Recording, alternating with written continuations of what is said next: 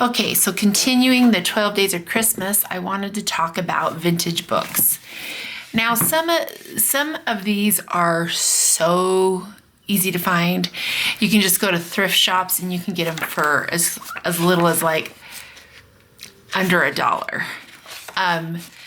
Some of them are going to be a little more expensive. It just depends on, sometimes you can find them really good deals where they should be more, and sometimes you just have to sift through them. But my thing that I love is I love the covers.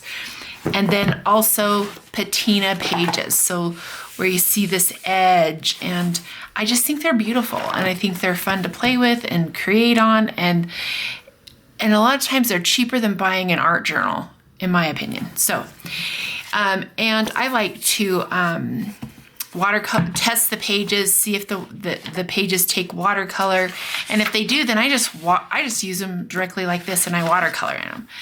But if I test the pages and I think, oh, I need to watercolor ground, or just use them as ephemera, as far as just maybe layering stuff on top of each other. I don't know, like whatever, like there are ways to use them still, even if they don't accept watercolor.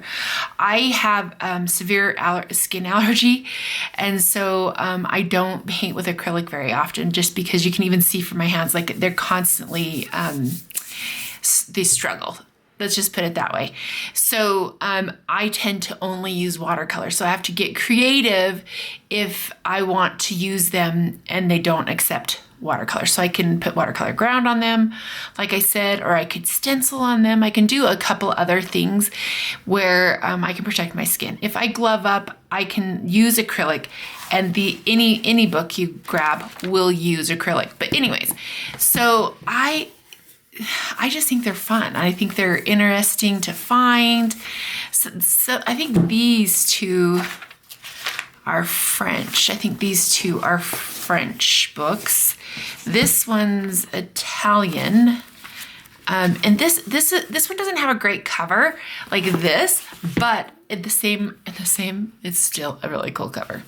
So I use these as is. Like when I find these little booklet type books, I reinforce the binding by putting some tape on it, or even some fabric, and I use them like this, and I decorate the cover, and I just go for it. I love them.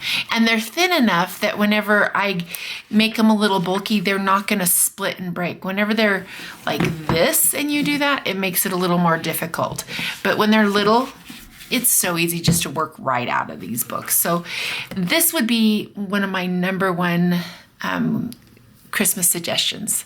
They're inexpensive. You could give this, so you could take a book, add some ephemera, some clip art, some nice ribbons, put it in a bag, and it'd be a perfect gift. So don't overlook these, especially if you're giving to art journalers. This is something that we would all love. Anyways, there you go.